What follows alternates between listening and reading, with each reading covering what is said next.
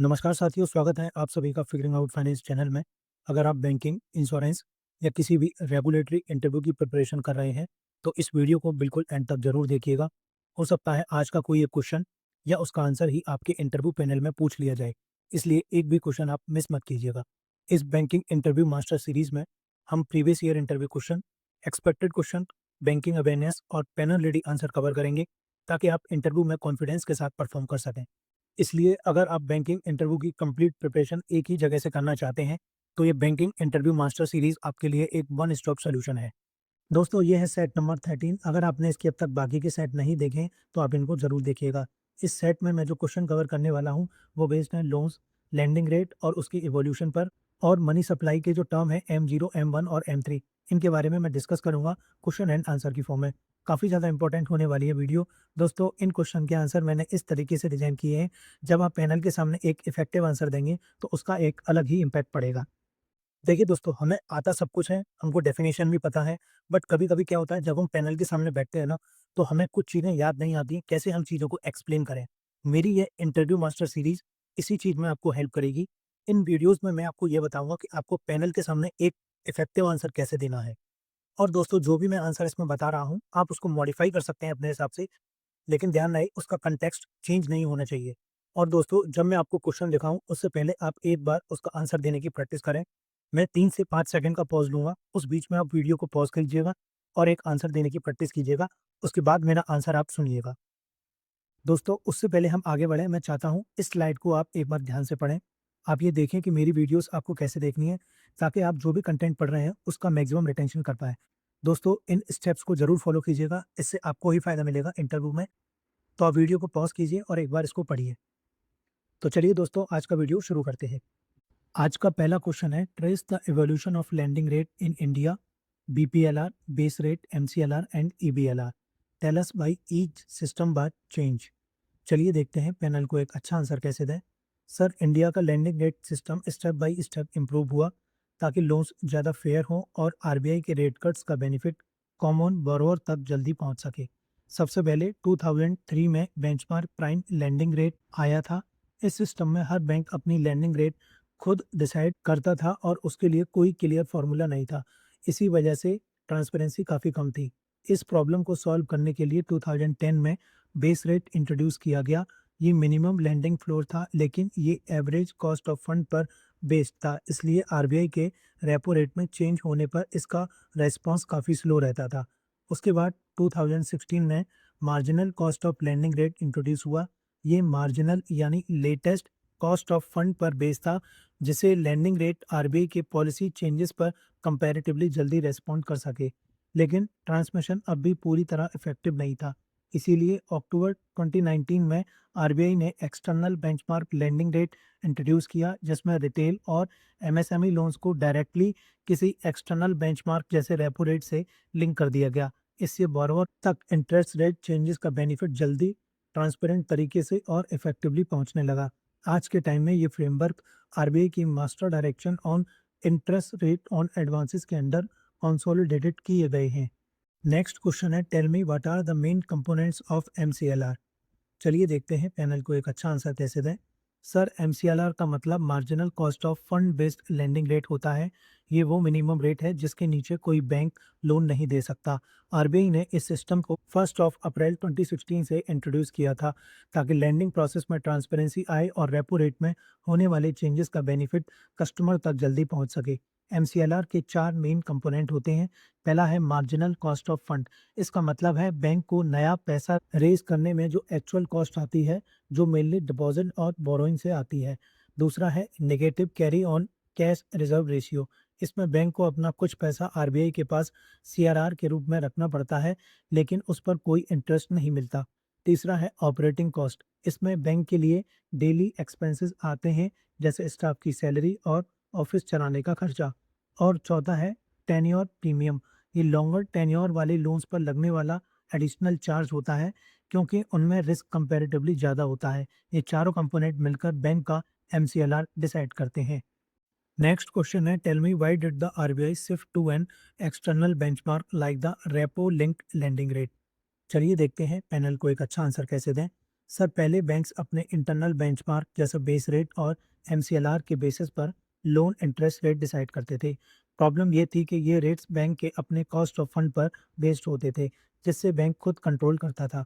इसीलिए जब RBI repo rate को रिड्यूस करता था ताकि बोरोवर को बेनिफिट मिले, तो बैंक्स उसका पूरा बेनिफिट जल्दी पास ऑन नहीं करते थे। इस वजह से मॉनेटरी पॉलिसी का ट्रांसमिशन वीक हो जाता था।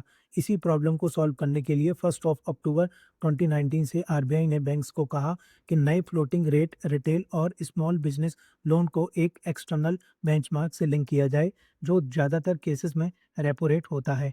क्योंकि ये रेट बैंक के बाहर डिसाइड होता है, इसीलिए इसमें होने वाला कोई भी चेंजेस बोरोवर तक दोनों डायरेक्शन में जल्दी पहुंच जाता है। साथ ही लोन प्राइसिंग भी ज़्यादा ट्रांसपेरेंट हो जाती है, जिससे कस्टमर अलग अलग बैंक्स के लोन को आसानी से कंपेयर कर सकते हैं। नेक्स्ट क्वेश्चन है, can you tell us what the DRI scheme is and who benefit from it. चलिए देखते हैं पैनल को एक अच्छा आंसर कैसे दें। सर डीआरआई का full form differential rate of interest scheme है। इस स्कीम को गवर्नमेंट ने 1972 में शुरू किया था, ताकि हमारे समाज के सबसे गरीब लोगों को फाइनेंशियल सपोर्ट मिल सके। इस स्कीम के अंडर बैंक्स छोटे अमाउंट के लोन सिर्फ 4% पर एनम के फिक्स्ड इंटरेस्ट रेट पर प्रोवाइड करती है, जो नॉर्मल मार्केट इंटरेस्ट रेट से काफ़ी कम होता है। इसका मेन ऑब्जेक्टिव वीकर सेक्शन को अफोर्डेबल क्रेडिट प्रोवाइड करना है, ताकि वो छोटा इनकम जनरेटिंग काम शुरू कर सके और मनी लेंडर्स पर डिपेंड ना रहे, जो बहुत ज़्यादा इंटरेस्ट चार्ज करते हैं। इस स्कीम का बेनिफिट लो इनकम ग्रुप्स को मिलता है, जैसे schedule caste, schedule tribe, minorities, physically handicap person, small artisans और कॉटेज और रूरल इंडस्ट्री से जुड़े लोग।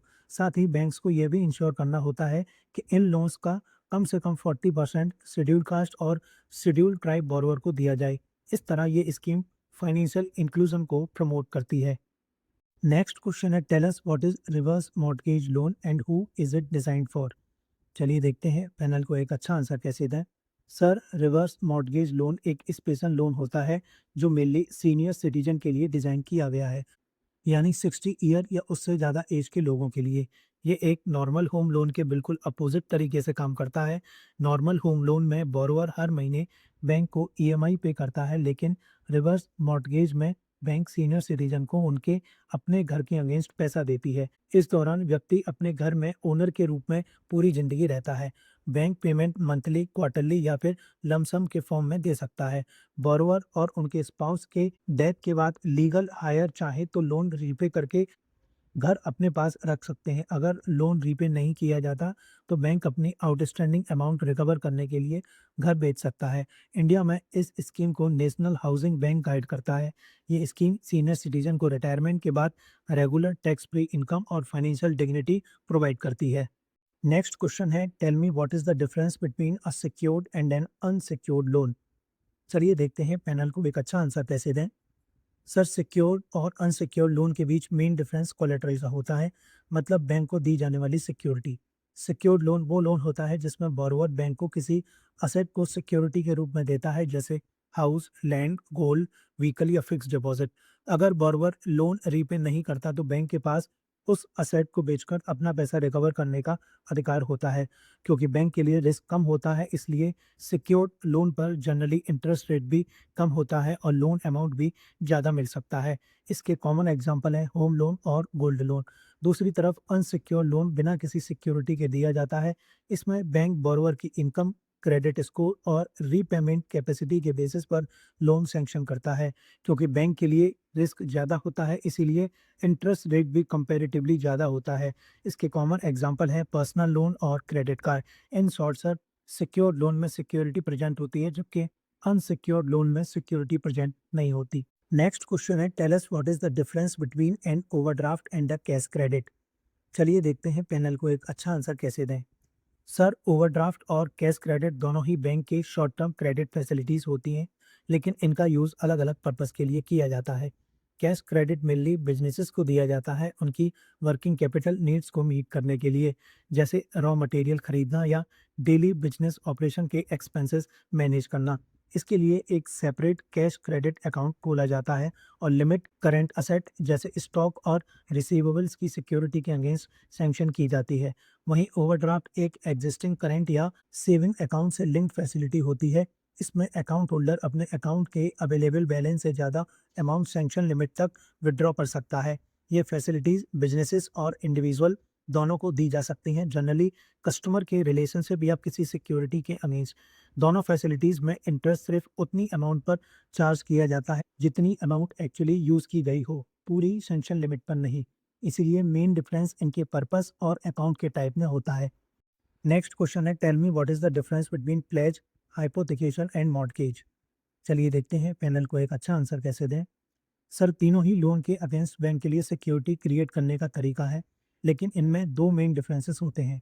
पहला असेट किस टाइप का है और दूसरा असेट की पोजीशन किसके पास रहती है। प्लेज में असेट मूवेबल होता है जैसे गोल्ड या शेयर। इस केस में बोरोवर असेट की फिजिकल पोजीशन बैंक को दे देता है। गोल्ड लोन इसका सबसे अच्छा एग्जाम्पल है। लोन पूरा रीपे होने तक बैंक गोल्ड अपने पास रखता है। हाइपोथिकेशन में भी असेट मूवेबल ही होता है जैसे कार या मशीनरी, लेकिन इसमें असेट की पोजीशन बोरोवर के पास ही रहती है और वो उसका यूज़ करता रहता है। व्हीकल लोन इसका कॉमन एग्जांपल है। अगर बोरोवर डिफ़ॉल्ट करता है तो बैंक लीगल प्रोसेस फॉलो करके असेट को सीज कर सकता है।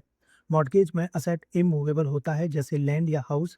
इसमें भी पोजीशन बोरोवर के पास ही रहती है, लेकिन बैंक उस प्रॉपर्टी पर लीगल चार्ज क्रिएट करता है। होम लोन इसका सबसे कॉमन एग्जांपल है। इसलिए सर प्लेज में पोजीशन बैंक के पास होती है, हाइपोथिकेशन में पोजीशन बोरोवर के पास होती है और मॉर्टगेज इमूवेबल प्रॉपर्टी से रिलेटेड होता है। नेक्स्ट क्वेश्चन है, tell us what do moratorium and amortisation mean in a loan. चलिए देखते हैं पैनल को एक अच्छा आंसर कैसे दें। सर दोनों ही लोन के इंपॉर्टेंट टर्म्स हैं। मॉरेटोरियम एक तरह का रीपेमेंट हॉलीडे होता है। ये एक फिक्स पीरियड होता है जिसमें बोरोवर को लोन की इंस्टॉलमेंट पे नहीं करनी पड़ती। फॉर एग्जांपल एजुकेशन लोन में स्टूडेंट को अक्सर अपनी पढ़ाई कंप्लीट होने और जॉब मिलने तक का टाइम दिया जाता है। लेकिन सर एक बात हमेशा याद रखनी है कि इस पीरियड के दौरान जनरली इंटरेस्ट लगता रहता है, चाहे इंस्टॉलमेंट टेम्परेरीली पॉज हो जाए। इसलिए ये सिर्फ शॉर्ट टर्म रिलीफ देता है, फुल वेवर नहीं होता। एमोर्टाइजेशन का मतलब होता है लोन को रेगुलर फिक्स्ड इंस्टॉलमेंट के थ्रू धीरे धीरे रीपे करना।